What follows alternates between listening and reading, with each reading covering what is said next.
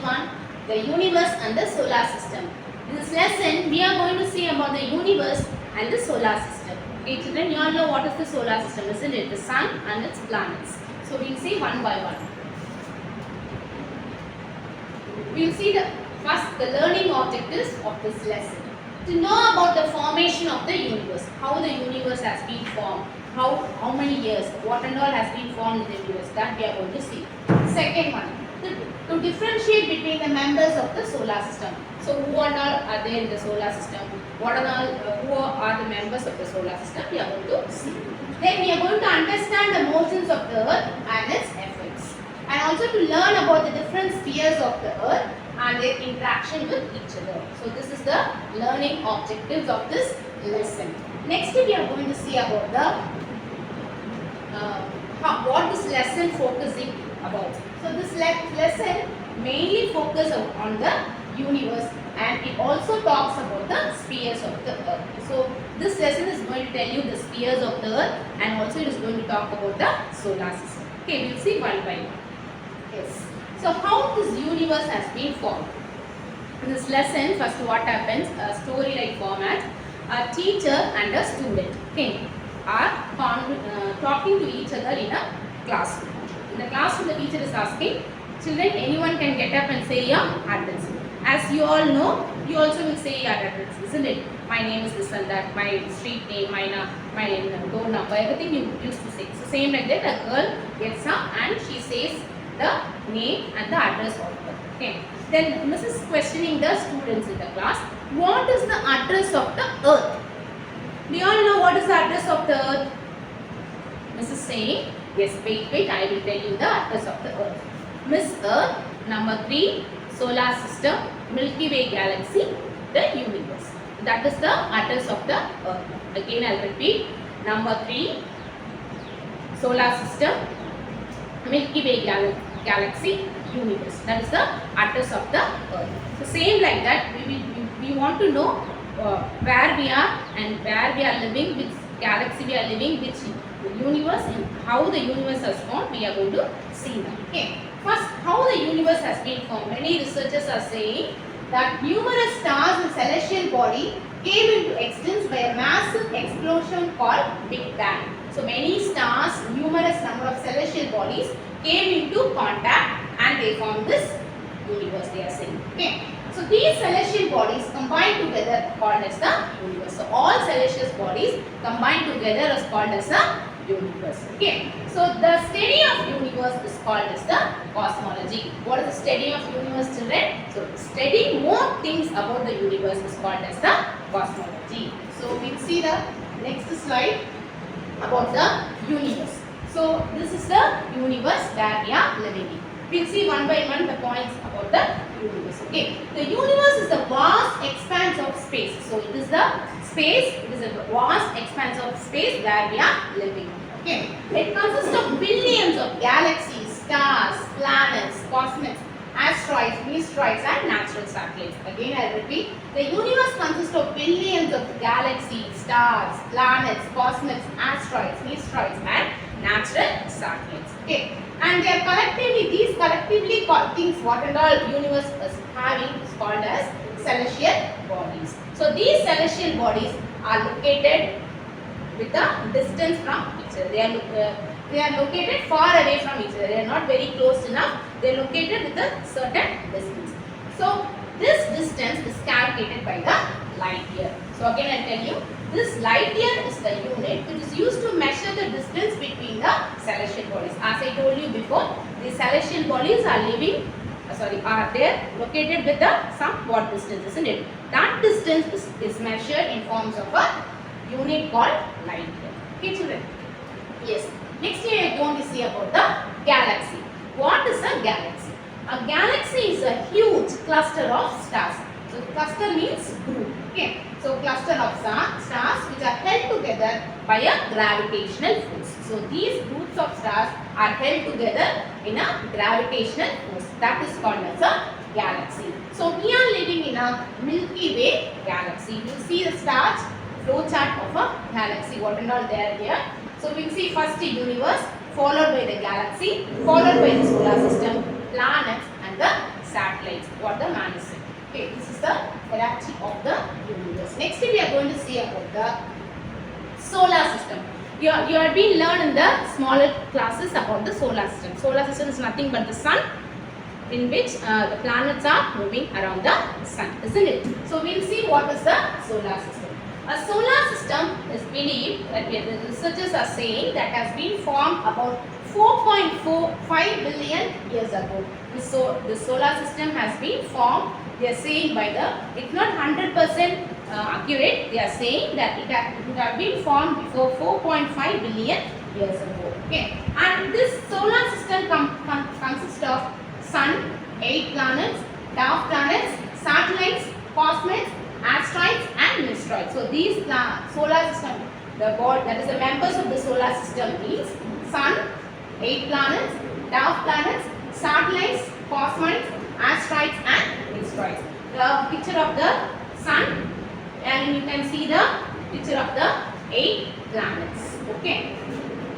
Next we are going to see about the sun, which is the center of the solar system. So we are going to see, you all know about the sun, isn't it? It's a very hottest ball of, it is very hot, it is a ball of fire. Okay, we will see some points regarding sun.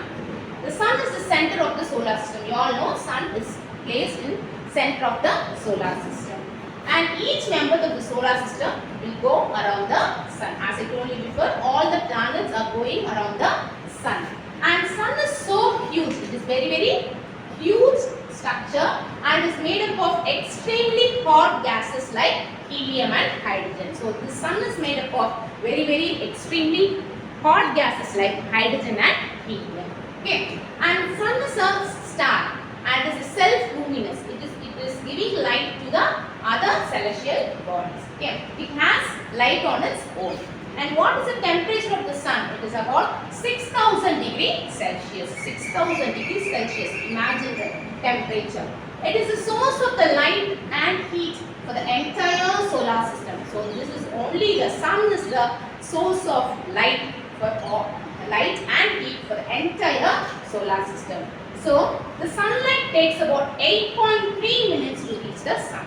So reach the earth. So how many minutes the sunlight is taking? 8.3 minutes to reach the earth. I put a question to you all children. You know which reaches, whether light or the sound reaches the earth first? Whether the light reaches the earth first or the sound reaches the earth first?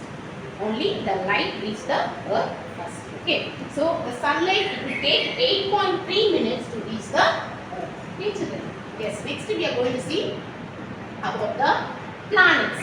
As I told you before, there are 8 planets. You all know what are the planets? Mercury, Venus, Earth, Mars, Jupiter, Saturn, Uranus and Neptune.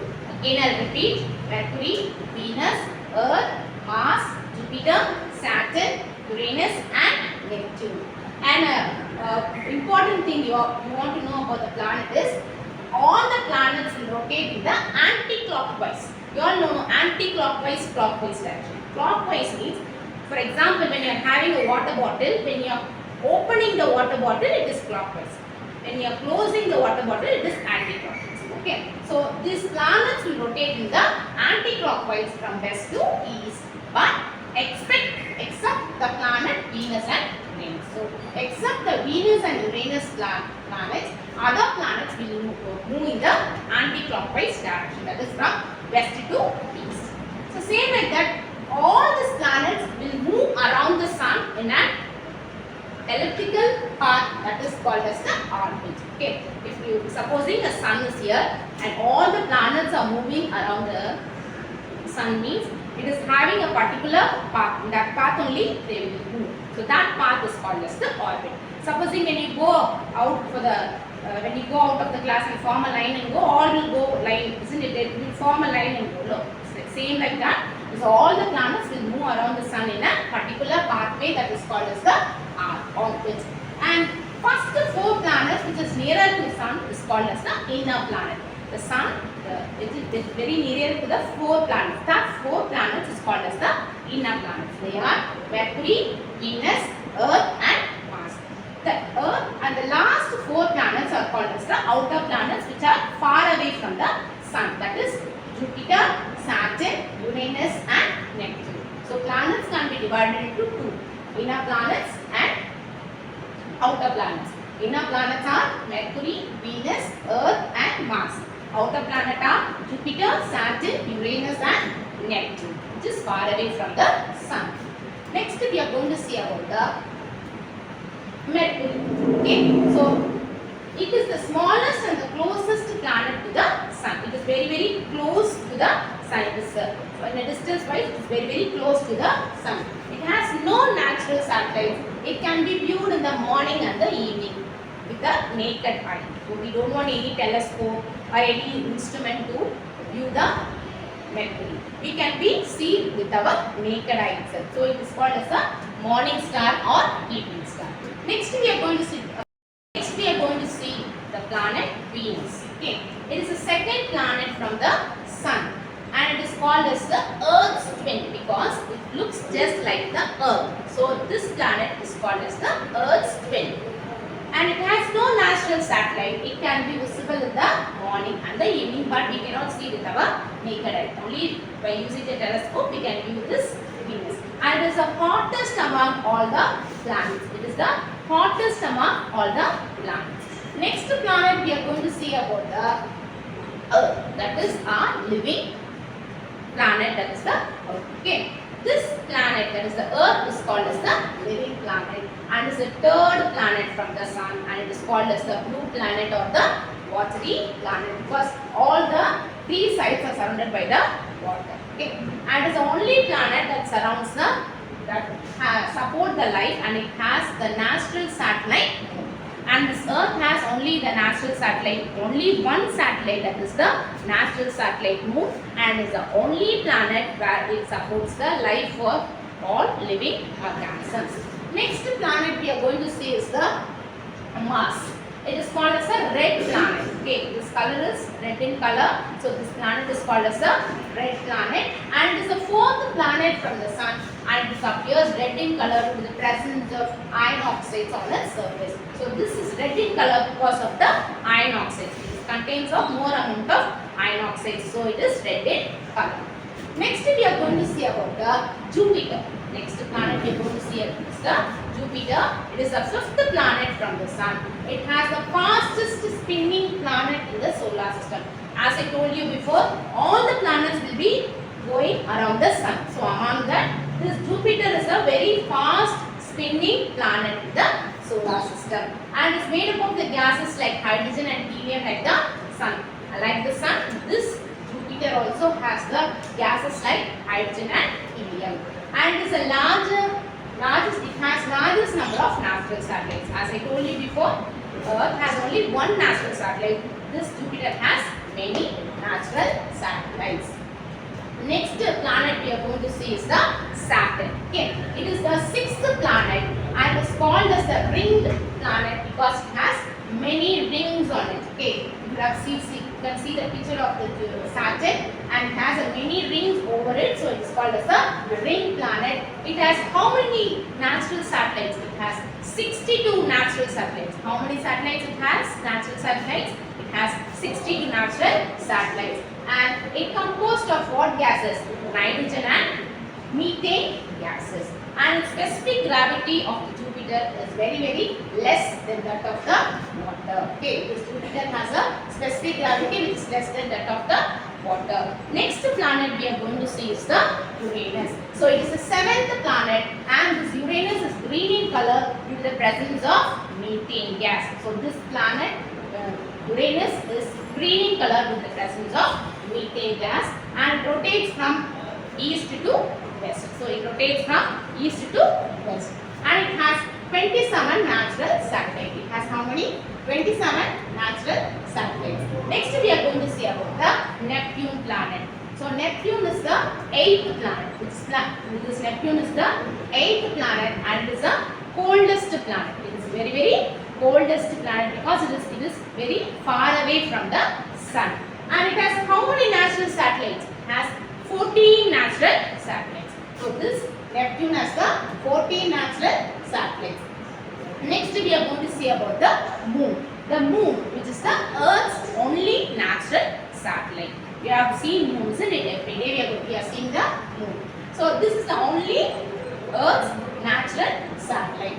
It revolves around the Earth. This moon will be going around the Earth. Okay. It is the only celestial body where the human had stepped in. It has been heard in the news and all, isn't it? The human has been landed on the moon. So this is the only celestial body where the human has landed their feet. Next we are going to say about the asteroids, comets and meteoroids. Asteroids means what? It is a small solid object that moves around the sun. It is a very small solid object that moves around the sun. And comets is the celestial bodies which has a head and a tail portion. The head portion has some types of gases and tail portion will be having some gases. Okay, next we are going to see the meteoroids. So meteoroids. It is a stone-like or a metallic body and is also called as a shooting star. So this thing is also called as a shooting star. Okay. Next we are going to see about the rotation of the earth.